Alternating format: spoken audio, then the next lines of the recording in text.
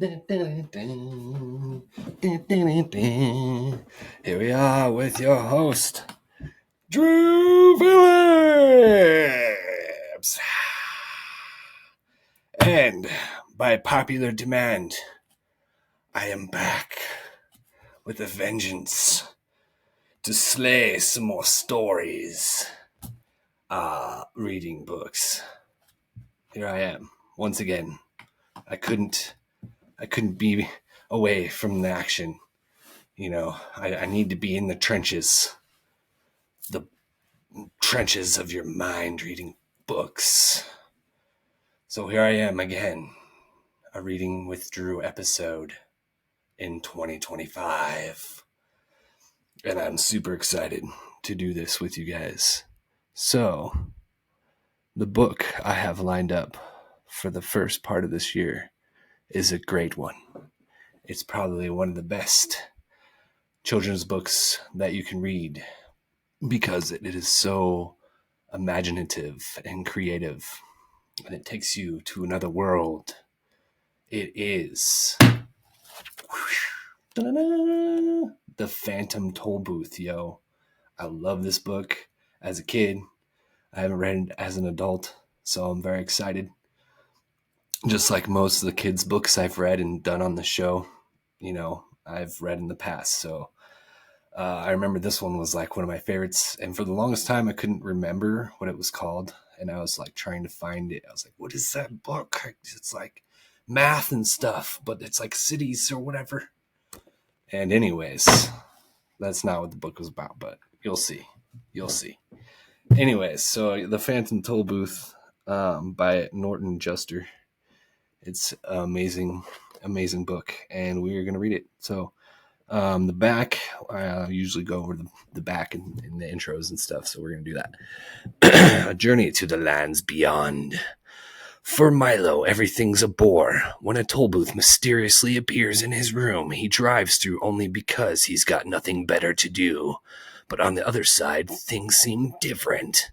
Milo visits the island of conclusions. You get there by jumping. Learns about time from a ticking watchdog named Talk, and even embarks on a quest to rescue Rhyme and Reason. Somewhere along the way, Milo realizes something astonishing.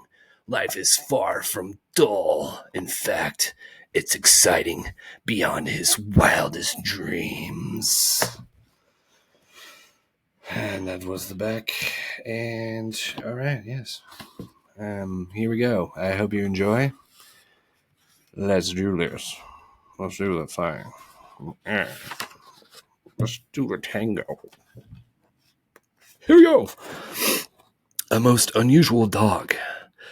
Milo's eyes opened wide, for there in front of him was a large dog with a perfectly normal head, 4 feet, and a tail, and the body of a loudly ticking alarm clock. What are you doing here? Growled the watchdog.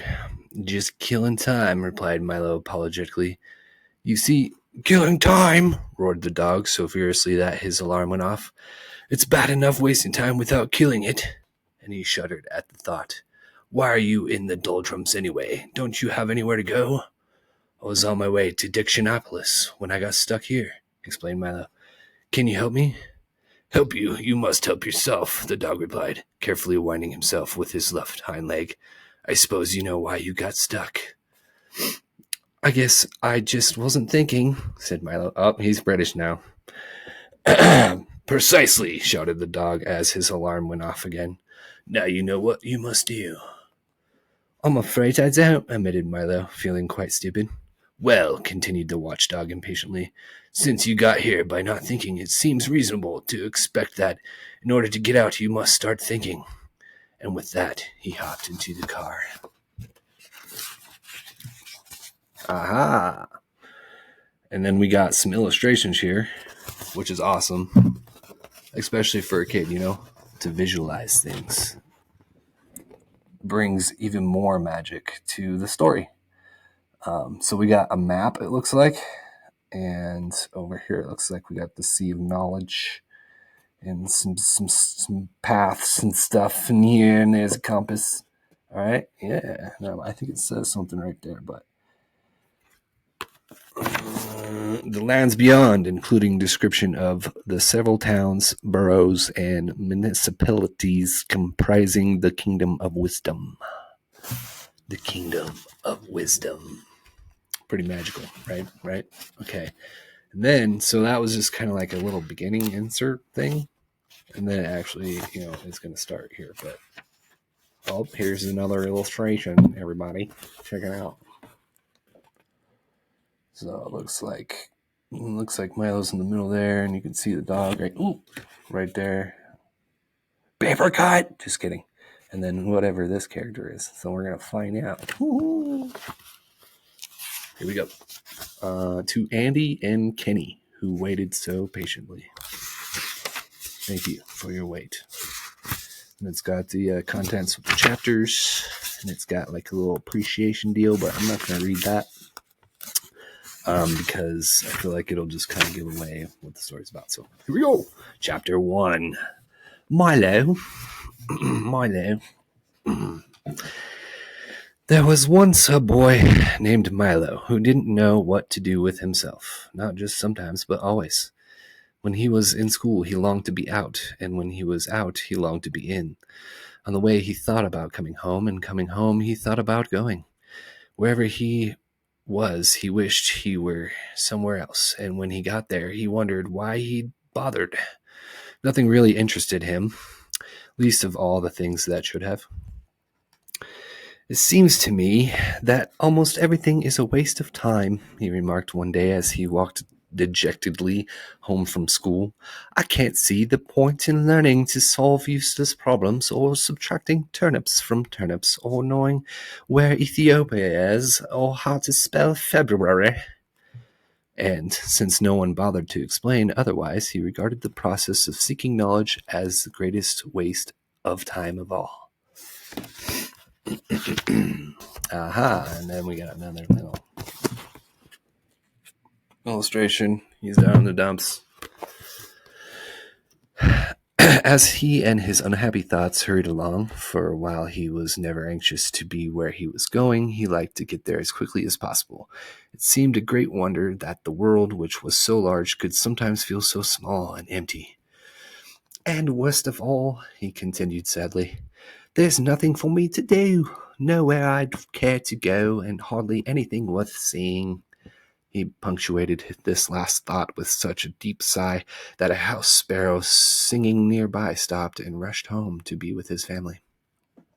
Without stopping or looking up, Milo dashed past the buildings and busy shops that lined the streets, and in a few minutes reached home.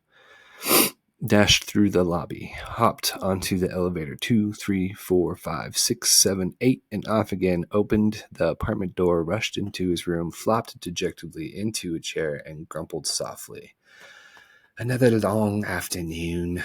He looked glumly at all the things he owned, the books that were too much trouble to read, the tools he'd never learned to use, the small electric automobile he hadn't driven in months, or was it years, and the 100 of other games and toys and bats and balls and bits and pieces scattered around him. And then, to one side of the room, just next to the phonograph, he noticed something he had certainly never seen before. Who could possibly have left such an enormous package, and such a strange one?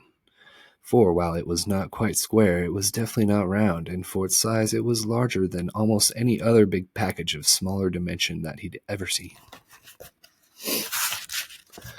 Attached to one side was a bright blue envelope, which said simply, "For Milo, who has plenty of time." Of course, if you've ever gotten a surprise package, you can imagine how puzzled and excited Milo was. And if you've never gotten one, pay close attention, because someday you might. I don't think it's my birthday, he puzzled, and Christmas must be months away. I haven't been outstandingly good, or even good at all. He had to admit this even to himself. Most probably I won't like it anyway, but since I don't know where it came from, I can't possibly send it back. He thought about it for quite a while and then opened the envelope, but just to be polite. One genuine turnpike toll booth, it stated, and then it went on.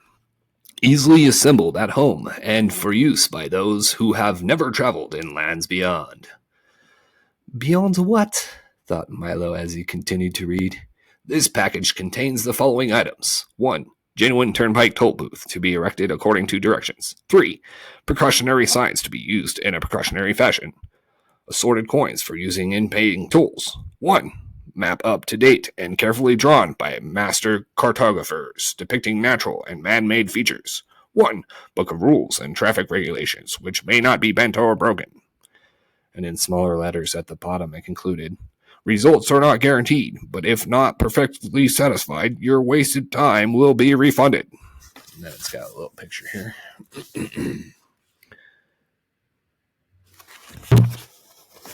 Follow the instructions, which told him to cut here, lift there, and fold back all around. He soon had the toll booth unpacked and set up on its stand.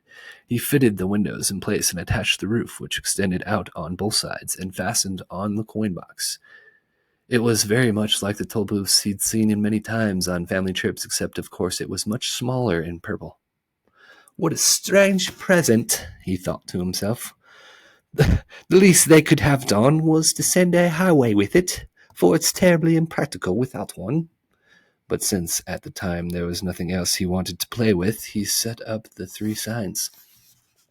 Slow down approaching toll booth. Please have your fare ready and have your destination in mind.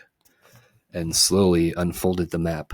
As the announcement stated, it was a beautiful map in many colors showing principal roads, rivers and seas, towns and cities, mountains and valleys, intersections and detours, the sites of outstanding interests, both beautiful and historic.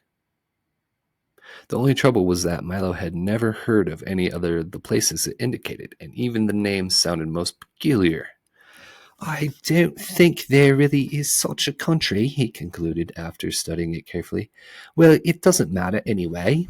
He closed his eyes and poked a finger at the map. Dictionopolis, read Milo slowly when he saw what his finger had chosen. Oh well, I might as well go there as anywhere. He walked across the room and dusted the car off carefully. Then, taking the map and rulebook with him, he hopped in and, for lacking of anything better to do, drove slowly up to the toll booth. As he deposited his coins and rolled past, he remarked wistfully, I do hope this is an interesting game, otherwise this afternoon will be so terribly dull. And there you have it, ladies and gentlemen. The first chapter of a new book, a new time, and a new year of Reading with Drew, y'all. Phantom Tollbooth. So, let's kind of recap here. Where's my bookmark? Here we go, here.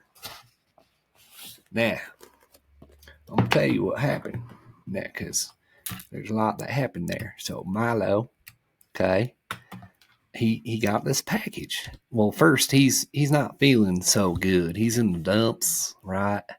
He's kind of got a dark cloud over his head, and he's just kind of being a little pessimistic on his thoughts and a vibration of life that he's thinking of right there, you know. And that's not really a good state to be in. I hope you're not like that either right now, but hopefully we can turn around. Anyway, so now he's getting his package, right? And it's not a normal package. Anyone would be curious as to say what will be in that package. You know, I would. I definitely would. I want to see. I'd open that package right away with my teeth. Anyways, so that's what happened. It's a toll booth. Why? I don't know. I don't know why a toll booth. But he went through the toll booth already in the first chapter, which is great. I think it gets the story moving pretty quickly, if you know what I mean. It gets you right on gear with it. It gets you right in there. So we're in the trenches, baby. And we're going to see what's going to happen next in the second chapter on the next episode of Reading with Drew, y'all. And I hope you love it. I hope you love it like I do. I just love doing stupid voices like this one. It's just so great. Anyways, have a great day. It's Tuesday, February 4th, and you have an awesome, pleasant day. You just, You just so gorgeous. Thank you. Thank you so much. You're so good. You just got. You can just get.